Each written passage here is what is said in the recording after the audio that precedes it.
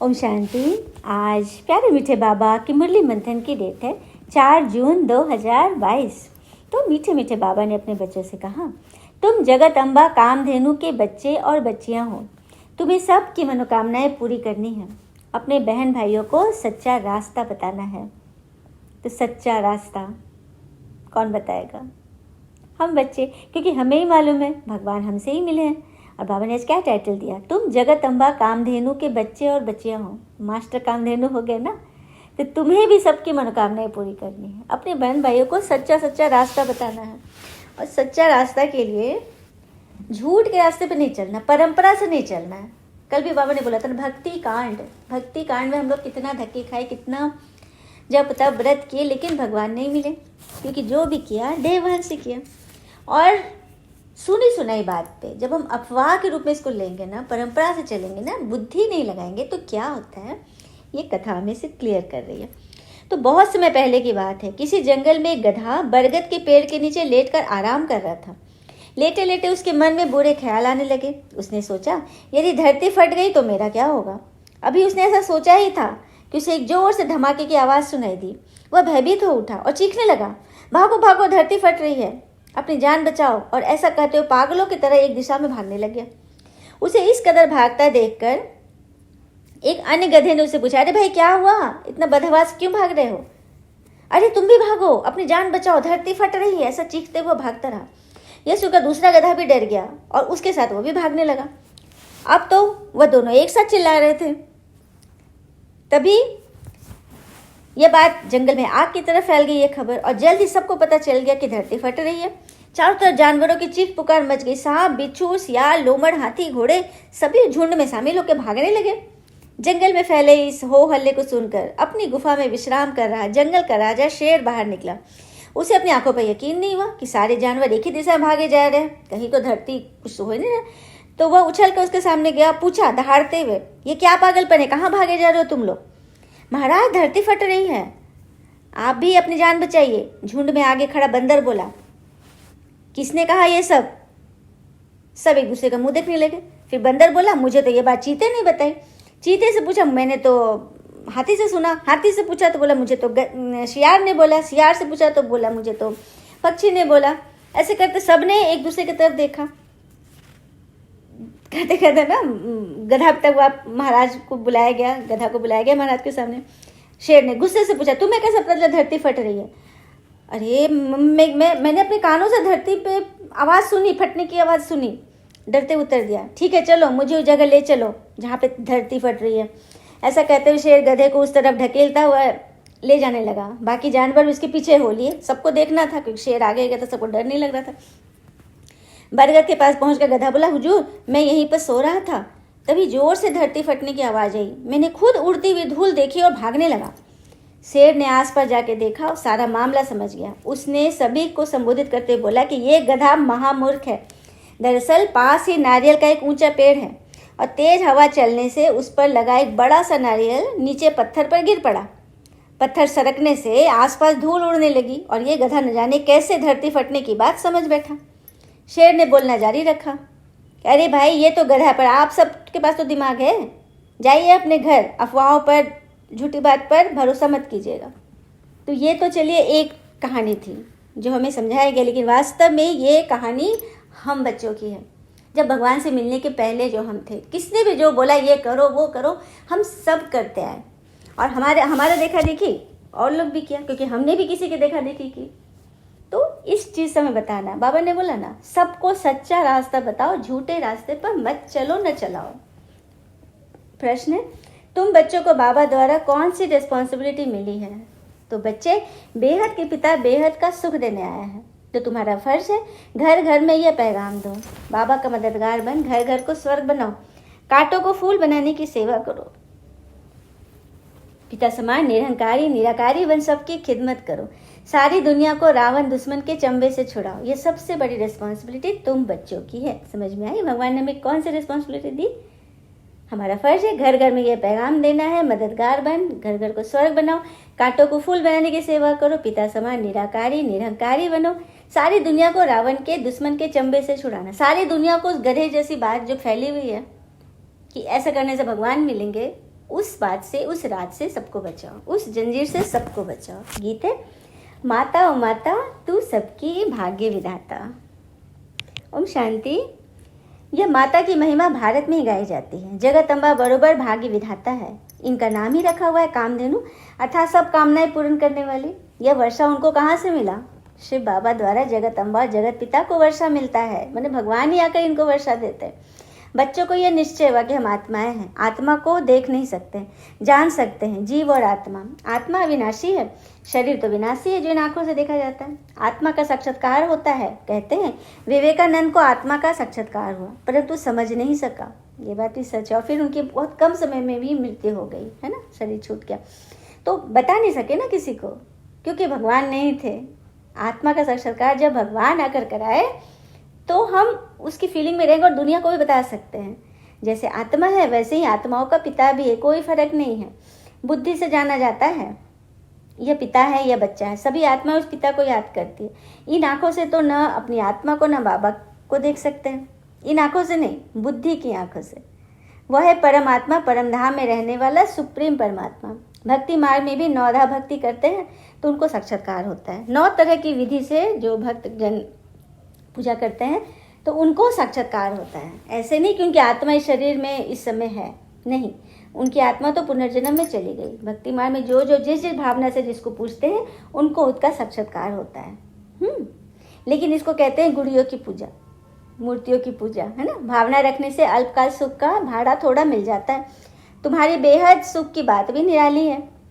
तुम जानते हो हम स्वर्ग की बादशाही लेते हैं। भक्ति में कोई स्वर्ग में नहीं जाते। भक्ति करने से कोई स्वर्ग के लायक थोड़ी बनते, क्योंकि आत्मा में तो संस्कार गए ही नहीं। आत्मा तो वैसी की वैसी।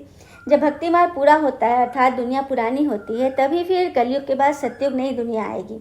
कोई की बुद्धि में नहीं बैठता ये सब। सन्यासी भी कहते हैं फलाना ज्योति ज्योत समाया, परंतु ऐसे है नहीं। तुमको अब ईश्वरीय बुद्धि मिली है, जिसको श्रीमत कहते हैं। अक्षर कितने अच्छे हैं, श्री श्री भगवानुवाज। यही स्वर्ग का मालिक अर्थात नर से नारायण बनाते हैं। तुम श्रीमत से विश्व का राजभाग पाते हो ना। श्री से 108 की माला की बहुत महिमा है। 8 रत्नों की माला होती है, सन्यासी लोग भी जपते हैं। एक कपड़ा बनाते हैं जिसको गौमुख कहते हैं, अंदर हाथ डालकर माला फेरते रहते हैं। सच बात है, हाँ, सबने देखा है ना कि जो भक्ति लोग हैं पूजा करते हैं, गौमुख जैसा कपड़ा हो तो अंदर हाथ डाल के माला जपते रहते हैं। तो इसका अर्थ है कि निरंतर याद करना है। इसे माला फेरने का अर्थ उठा लिया है, मतलब निरंतर भगवान को याद करना। तो माला फेर का मतलब माइंड कंसंट्रेट करने के लिए माला फेर रहे हैं, जबकि मन में भगवान की याद, श्रीमत की याद चलती रहे। बच्चे जानते हैं अपारलौकिक पिता ने आकर हमको अपना बनाया है ब्रह्मा के द्वारा। प्रजापिता ब्रह्मा है तो प्रजा माता भी है, मम्मा जगत अम्बा। जगत अम्बा को जगत की माता और लक्ष्मी को विश्व की महारानी कहा जाता है। विश्व अम्बा कहो व जगत अम्बा कहो, बात एक ही है। तुम बच्चे हो तो यह कुटुंब हो गया, परिवार हो गया ना पूरा। तुम बच्चे भी सबकी मनोकामनाएं पूर्ण करते हो। जगत अम्बा के तुम बच्चे हो।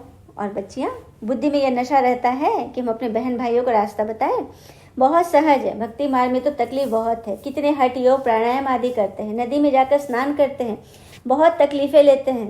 अभी बाबा कहते हैं तुम थक गए होगे। सच बात है। द्वापर से हमने इतनी भक्ति की, इतना स्नान किया, इतना हठ योग किए, इतनी यात्राएं की कि बाबा कहते हैं तुम अब थक गए होगे। ब्राह्मणों को ही समझाया जाता है ना, जो समझते हैं निराकार परमपिता परमात्मा से हमारा क्या संबंध है। शिव बाबा अक्षर शोभा देता है, रुद्र बाबा भी नहीं कहेंगे, कहते ही है शिव बाबा। यह बहुत इजी है, नाम तो और भी ढेर है, परंतु यह एक्यूरेट है। शिव बाबा, शिव माना बिंदी, रुद्र माना बिंदी नहीं। भले कहते भी है शिव बाबा, परंतु समझते कुछ भी नहीं। शिव बाबा और तुम शालिग्राम हो। अभी तुम बच्चों के सिर पर रिस्पॉन्सिबिलिटी है। जैसे गांधी आदि समझते थे भारत को इन फॉरेनर से मुक्त करना है, यह तो ही हद की बात है। बाबा तुम बच्चों को रिस्पॉन्सिबल बनाते हैं। हाँ, सारी दुनिया को रावण के पंजे से छुड़ाना। द्वापर से यह रावण घुस गया है, मतलब द्वापर से प्रवेशता होती रावण की, द्वापर से। सत्य त्रेता में तो दरकार ही नहीं थी। यह बात किसको पता ही नहीं। रावण आकर सारा राज्य छीन लेता है, मतलब हमारा स्वराज्य छीन लेता है, हमारी सारी खुशी शांति छीन लेता है। यह सबसे पुराना फॉरेनर है जिसने भारत को ऐसा कंगाल बनाया। आज बाबा ने रावण को फॉरेनर कर दिया, क्योंकि बाहर से आता है ना, देश का तो है नहीं। उनकी मत से भारत ऐसा भ्रष्टाचारी बन पड़ा है। इस दुश्मन को भगाना है। श्रीमत मिलती है, यह कैसे भागेगा। तुमको बाबा का मददगार बनना है, मेरा बनकर, और फिर परमत पर चले तो गिर पड़ेंगे, ऊंच पर पा नहीं सकेंगे। गाया भी जाता है ना, हिम्मती बच्चे तुम हो खुदाई खिदमतगार। खुदा आकर तुम्हारी खिदमत करते हैं, उनको याद करते कि हे पतित पावन आओ। खिदमत करने वाले को सर्वेंट कहा जाता है। खिदमत माना सेवा, सेवा करने वाले को क्या कहते हैं? सर्वेंट कहते हैं ना। तो कभी भी हम सभी सर्वेंट हैं, भगवान ने हमें सेवक बनाया, हम कभी मालिक नहीं समझे अपने आप को, कभी घमंड न करें, क्योंकि घमंड किसी का भी नहीं रहता। कहते हैं ना कि गुल्लक को भी फूटने के पहले लगता है कि सारे पैसे उसी के हैं, लेकिन फूटने के बाद क्या होता है? गुल्लक को कोई पूछता भी नहीं। तो वही हमारा शरीर गुल्लक समझ लो, इसमें जो भी गुण, ज्ञान गुण जो बाबा डाल रहे हैं वो भगवान का है, उनके सेवा में हमें यूज करना है ना। हम सर्वेंट हैं। बाबा कितने निरंकारी निराकारी है। हाँ, हमें भी वैसा बना रहे हैं, सिखलाते हैं ना। आप समय बनाकर कांटों को फूल बनाना है। गारंटी की जाती है हम विकारों में नहीं जाएंगे। यह है सबसे पुराना दुश्मन, इन पर ही जीत पानी है ना। सबसे पुराना दुश्मन कौन है? रावण। उसी पर तो हमें जीत पानी है। कोई तो लिखते हैं बाबा हमने हार खाई, कोई तो बतलाते भी नहीं। एक तो नाम बदनाम करते हैं, सदगुरु की निंदा कराते हैं और ये अपना ही नुकसान कर देते हैं। मतलब जब निमित्त को भी नहीं बताए तो अंदर ही अंदर छुपा लेना, भगवान को भी नहीं बताए तो वो वृद्धि हो जाएगा। तो उसको बताओ, उसका रास्ता खोजो, कारण सोल्यूशन डाल के उसको खत्म करो। तुम बच्चे जानते हो अभी हम शिव बाबा के पोते पोत्रियां हैं, प्रजापिता ब्रह्मा के बच्चे हैं। ब्रह्मा भी वर्षा शिव बाबा से लेते हैं, तुम भी उनसे लेते हो। बच्चे जानते हैं बाबा से कल पहले वर्षा लिया था। आत्मा समझते हैं, आत्मा ही ये शरीर छोड़ दूसरा लेती है। शरीर का नाम पड़ता है ना। शिव बाबा तो सिर्फ नॉलेज देने के लिए लोन लेते हैं। शिव भगवानुवाच, ब्रह्मा के तन द्वारा, बाकी जास्ती बातों में जाने की दरकार नहीं है। आत्मा निकल जाती है, फिर क्या होता है, कैसे आती है, इन बातों में भी जाने से कोई फायदा नहीं। ये तो साक्षात्कार हुआ, जो कुछ भी होता है साक्षात्कार है। मतलब भक्ति में जिसको देवी देवता दिख गए, सपने में दिख गए, ये सब क्या है? साक्षात्कार हुई क्षणिक, इससे फायदा तो कुछ भी नहीं है। तो इसे को बाबा क्लियर कर रहे हैं ना कि अब मन बुद्धि को एकाग्र करो, ऐसी बातों में मत जाओ जो द्वापर से करते हैं और मिला कुछ भी नहीं। अब मैं कहता हूँ मुझे याद करो तो तुम पावन बन जाएंगे, और कोई उपाय नहीं है। शांति धाम से फिर तुमको स्वर्ग में भेज देंगे। यह है पियर घर, वह है ससुर घर। पियर घर यहाँ संगम पर पियर घर है। हम माता पिता के साथ, हमें बच्चे हैं ना, बच्चे हैं, भगवान के बच्चे बने हैं, तो पियर घर है। और ससुराल है हमारा, ससुर घर है सतयुग। वहाँ हम खूब सजे धजे रहते हैं। जैसे कि घर में भी आमतौर पे भी लड़कियां जब मैके में होती है तो इतना जेवर आदि थोड़ी पहनती हैं, सिंपल ही रहती है। लेकिन जब ससुराल जाती, शादी होती है, तो देखो कितना तैयारी। तो वही बाबा कह रहे हैं, सतयुग है हमारा ससुर घर और पियर घर है हमारा संगम युग। अभी हमें एकदम साधारण रहना है, ठीक है। ये बात बाबा ने क्लियर किया। बाबा अभी हमारा श्रृंगार कर रहे हैं ससुर घर ले जाने के लिए। ससुर घर में हम 21 जन्म सदा के लिए मतलब सजे हुए रहेंगे। हाँ, उसके लिए पुरुषार्थ यहाँ करना पड़ता है, पवित्र रहना पड़ता है। गृहस्थ व्यवहार में रहते हमें कमल फूल समान रहना है। यह अंतिम जन्म है। बाबा समझाते हैं पहले अव्यभिचारी सतो प्रधान भक्ति थी, अब तमो प्रधान हो गई है। बॉम्बे में गणेश जी की पूजा होती है, लाखों खर्च करते हैं। देवताओं को क्रिएट कर उनकी पालना कर फिर डुबो देते हैं, विनाश कर देते हैं। अभी तुम बच्चों को वंडर लगता है, सच बात है ना। मतलब कितना ये है ना अंधविश्वास है ना कि बस किए, किसी को बुलाए और फिर डुबा दिए। ये क्या, कौन सी पूजा है? हाँ, देवी को जन्म दे, पूजा कर, खिलाया पिलाया और फिर डुबा दिया, वंडर है ना। तुलसी की शादी श्री कृष्ण से दिखाते हैं, बड़े धूमधाम से शादी करते हैं। फॉरनर्स ऐसी बातें सुनते हैं तो समझते हैं शायद ऐसा होता होगा। क्या क्या बैठ बनाए ये बातें। वहाँ तो जुआ आदि की कोई बात ही नहीं है। वह तो कह देते हैं पांडवों ने जुआ खेला, द्रौपदी को दाव में रखा। क्या क्या बातें बनाई है। इसमें राजयोग की बात तो बिल्कुल गुम हो जाती है। अब बाबा कहते हैं मुझे याद करो, यह तो बिल्कुल सहज है। बुद्धि मानना चाहिए ना। हम 21 जन्मों के लिए स्वर्ग क्षीर सागर में जाते हैं।